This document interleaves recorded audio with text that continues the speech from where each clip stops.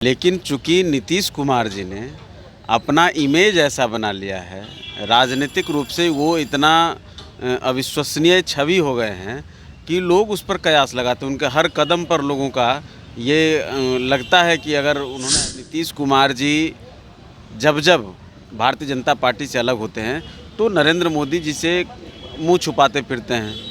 कई कांग्रेस पार्टी खुद कहिए कि बहिष्कार कर चुकी थी। हालांकि पता नहीं, कांग्रेस को अभी कुछ समझ में नहीं आता क्योंकि सभी मुख्यमंत्री नहीं गए, लेकिन हिमाचल के मुख्यमंत्री पहुंच गए। गठबंधन जो कहें, जो घमंडिया गठबंधन है, उसके कई नेता जो पहुंचे, तो सबसे ज़्यादा फोकस लोगों का, पूरे देश का नीतीश कुमार जी पर है।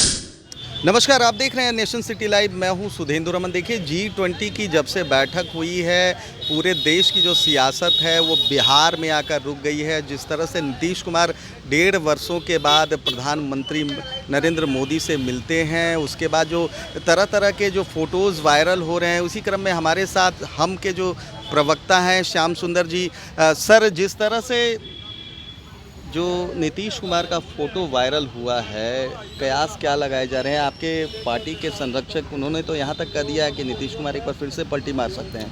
देखिए, वो जो फ़ोटो वायरल हुआ या जो भोज की बात है, तो वो एक हिस्सा है कहिए स्वस्थ लोकतंत्र की परंपरा का। लेकिन चूंकि नीतीश कुमार जी ने अपना इमेज ऐसा बना लिया है, राजनीतिक रूप से वो इतना अविश्वसनीय छवि हो गए हैं कि लोग उस पर कयास लगाते हैं। उनके हर कदम पर लोगों का ये लगता है कि अगर उन्होंने ऐसा किया, चूँकि आप देखिए ना कि नीतीश कुमार जी जब भारतीय जनता पार्टी से अलग होते हैं तो नरेंद्र मोदी जी से मुँह छुपाते फिरते हैं। कई बैठकों में किसी का बहिष्कार कर देना, तो किसी में अपने प्रतिनिधि को भेज देना, नीति आयोग का बैठक को स्किप कर जाना, तो ये सारी चीज़ें दिखती हैं। लेकिन जब आज का मामला है तो कांग्रेस पार्टी खुद कहिए कि बहिष्कार कर चुकी थी। हालांकि पता नहीं, कांग्रेस को अभी कुछ समझ में नहीं आता क्योंकि सभी मुख्यमंत्री नहीं गए, लेकिन हिमाचल के मुख्यमंत्री पहुंच गए। उसके बाद उस गठबंधन जो कहें, जो घमंडिया गठबंधन है, उसके कई नेता जो पहुँचे, तो सबसे ज़्यादा फोकस लोगों का, पूरे देश का नीतीश कुमार जी पर है। तो कुछ तो है ना नीतीश कुमार जी के चरित्र में ऐसा, जिससे लोगों को लगता है कि ये अगर उधर गए हैं तो फिर कहीं कुछ खेल न कर दें। नहीं, जिस तरह से मल्लिकार्जुन खड़गे का एक बयान आया कि दलित होने के नाते उन लोगों को न्योता नहीं दिया गया उन्हें। मल्लिकार्जुन खड़गे क्या हैं? संवैधानिक पदों पर बैठे हुए लोगों को कम से कम बयान देने के पहले कुछ सोच विचार करना चाहिए होता है। वहाँ न्योता किन लोगों को दिया गया? एक प्रोटोकॉल होता है, पूरी दुनिया के शीर्ष नेतृत्व वहाँ पर जमा हुए थे। उसमें राष्ट्रपति जी के द्वारा आयोजित वो भोज था। जो राष्ट्रपति जी खुद एक आदिवासी समाज से बिलोंग करती हैं, उनके मन में किस तरह का नफरत होगा किसी दलित के प्रति, जो खुद उस दलित समाज में कह लीजिए कि उससे भी सबसे निचले पायदान पर जिसको लोग समझते हैं, तो उस बिरादरी से आने वाले जो हमारे महामहिम हैं, उनके अंदर भी कोई इस तरह का मतलब होगा। अच्छा, तो खड़गे साहब, देखिए, खड़गे साहब चूँकि प्रो गांधी परिवार हैं, वो कांग्रेस के राष्ट्रीय अध्यक्ष हैं भी और नहीं भी। चूँकि राहुल गांधी और सोनिया गांधी जी को, खड़गे साहब को केवल एक इस्तेमाल किया जाता है, जैसे महाभारत के युद्ध में इस्तेमाल किया गया था भीष्म के खिलाफ में, तो खड़गे साहब का केवल वही इस्तेमाल, चेहरा दिखाया जाता है कांग्रेस पार्टी के द्वारा। नहीं, आप लोग तो पहले भी कहते रहे हैं कि मनमोहन सिंह नाम के प्रधानमंत्री हैं, काम तो सोनिया गांधी और राहुल गांधी कर रहे हैं। निश्चित तौर पर ये बात उन्होंने खुद कहा ना। जब प्रधानमंत्री से ऊपर कोई पद होता है क्या कार्यपालिका में? लेकिन उसके ऊपर इन्होंने यूपीए का चेयरपर्सन जिनको बनाया, उनको रिपोर्ट किया जाता था। आज भी वही मिजाज रखते हैं। लेकिन जब देखिए मनमोहन सिंह जी को कहते हैं ना कि अंतिम समय में जब लोग होते हैं, जब सब चीज़ों से वो अपने आप को माया मोह से दूर हो जाते हैं, तब वो सच बोलना शुरू कर देते हैं। जैसे प्रणब दा ने अंतिम दिनों में देखिए उनका जो बयान है, उनकी जो बातें हैं, आज मनमोहन सिंह जी ने G20 के दौरान जस्ट उसके पहले जिस तरह से विदेश नीति पर, जिस तरह से देश की और भी अन्य नीतियों पर प्रधानमंत्री जी की खुलकर तारीफ की, इससे बड़ा आईना क्या होगा कांग्रेस पार्टी के लिए? शशि थरूर ने भी किया है। तमाम वैसे लोग जिनका स्वतंत्र विचार है। शशि थरूर भी किसी के प्रो नहीं हो सकते हैं। शशि थरूर ने तो चुनाव भी लड़ा था कांग्रेस पार्टी के मल्लिकार्जुन खड़गे जी के खिलाफ। तो जो लोग भी गांधी परिवार के छाये से थोड़ा सा बाहर आते हैं तो वो सच बोलना शुरू कर देते हैं, वो देश के लिए जो अच्छा है वो बोलना शुरू कर देते हैं।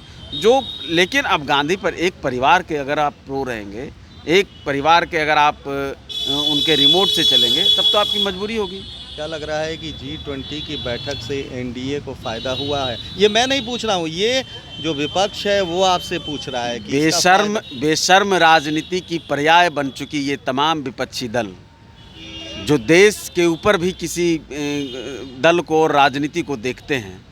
G20 पूरी दुनिया में भारत का मान कितना ऊंचा किया है, इसका तो प्रमाण है।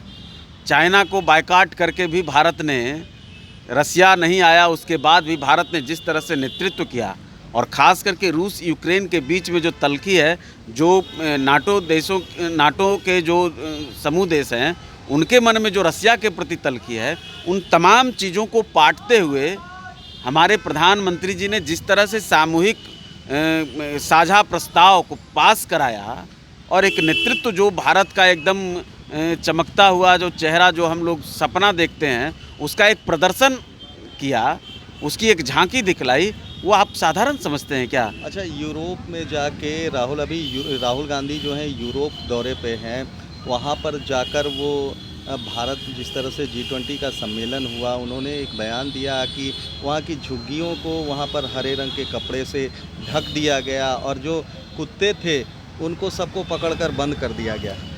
65 सालों तक जिसने शासन किया देश पर, किसी न किसी छद्म रूप में भी, डायरेक्ट भी, और अगर जवाहरलाल नेहरू जी के समय से गरीबी हटाओ का नारा दिया गया, उसके बाद भी अगर आज झुग्गी झोपड़ी है, तो उसके लिए तो पहले शर्म उनको करना चाहिए, और उनको जवाब ये भी देना चाहिए कि जब बनारस आए थे सऊदी के वहाँ के जो राजा थे, तो बनारस में तमाम मंदिरों को ढका गया था काले कपड़े से, और जब तक वो बनारस में रहे थे तब तक हर मंदिर को ये आदेश दे दिया गया था कि कोई भी घंटा, कोई भी उसका आवाज़, आप क्या चाहते हैं कि गरीबों को मिटा दें उसको? अगर हम देश का जो एक हमारा जो पूरी दुनिया में जब सारे लोग आए हुए थे, तो देश को आप क्या चाहते थे कि किस रूप में दिखाया जाता है? यह तो एक स्वाभाविक प्रक्रिया है। लेकिन राहुल गांधी जी को जवाब ये देना चाहिए, जब पूरी दुनिया भारत आ रही थी तब वो विदेश जाकर के क्या अंट संट बोल रहे थे, और जब पूरी दुनिया चाइना को अलग थलग करने पर एक तरह से विमर्श कर रही थी, आज जो ये कॉरिडोर बना है, इकोनॉमिक कॉरिडोर की जो बात हुई, उससे क्या है? उससे चाइना को अलग थलग करने का एक तरह से कहिए कि कूटनीति है भारत की, और वो चाइना की बड़ाई कर रहे हैं। राहुल गांधी तो कहिए कि उस परिवार का पाप है जो राहुल गांधी के रूप में आज दिख रहा है। जो गांधी परिवार ने, जो नेहरू परिवार ने इस देश के गरीबों के साथ पाप किया, उसके ही परिणाम है राहुल गांधी, जो आज एक ऐसे उनके वंश में कहिए कि बांस फूटे हैं, बांस के अति में जो कहते हैं ना रेड़ फुटना, वो ऐसे घातक माने उनके बीच से आए हैं जो उसको ही वो नाश करेंगे। अच्छा, एक उनके ही चिराग से उनके घर को आग लग जाना है। राहुल गांधी का बयान देश विरोधी है और समाज विरोधी भी रहता है, और देश की छवि को खराब करने वाला रहता है। आप देखिएगा तो विदेश जाते हैं तो वैसे तमाम लोगों से मिलते हैं जिनकी सोच भारत के खिलाफ है, जो लगातार भारत के खिलाफ अपना मुहिम चलाते हैं, उन लोगों से वो मीटिंग करते हैं। तो ये तो दुर्भाग्यपूर्ण है। अच्छा, सनातन को लेकर जो अभी पूरे भारत में चल रहा है, कभी उदयनिधि कहते हैं कि सनातन जो है डेंगू मलेरिया की तरह है, इसको ख़त्म कर दिया जाए। बिहार के जो शिक्षा मंत्री हैं वो कहते हैं कि जो मर्यादा पुरुषोत्तम हैं वो पैगंबर हैं। तो इस तरह के बयान जो आ रहे हैं, क्या लग रहा है? ये सनातन को ख़त्म करने की जिसकी वो बात करते हैं, कहिए कि उसका ये खूबी है, और उसका ये कितना सनातन में कहिए कि किसी को भी ग्राह्य करने की क्षमता है कि उदयनिधि आज लगातार बयान दे रहे हैं और घूम रहे हैं। नहीं तो दूसरे धर्मों के खिलाफ में एक छोटा सा बयान देने का परिणाम है कि नुपुर शर्मा आज सामाजिक जीवन से कट गई है।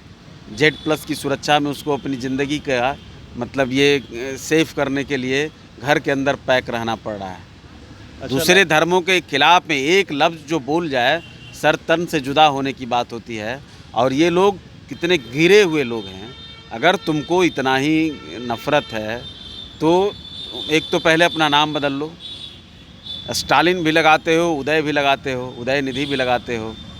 तो ये लोग तो दोहरे चरित्र के और घटिया लोग हैं। उनकी हैसियत क्या है कि वो सनातन को मिटा देंगे। सनातन के आगे तो आज पूरी दुनिया झुकी हुई है। इंग्लैंड के प्रधानमंत्री जिस तरह से अक्षरधाम मंदिर में जाकर पूरी दुनिया में सनातन का संदेश दे रहे थे, राजघाट में जिस तरह से रघुपति राघव राजाराम के धुन के साथ पूरे दुनिया के शीर्ष लीडरान खाली पैर पैदल चल करके गांधी जी को श्रद्धांजलि दे रहे थे, तो सनातन को ये मिटा देंगे, मिट जाएंगे इनको इनकी बातों को। लेकिन हाँ, दुर्भाग्य है कि उदयनिधि तो बच्चा है, उसको अभी क्या, वो तो दुनिया देखा नहीं है। तो कुएं के बेंग की तरह वो लोग होते हैं।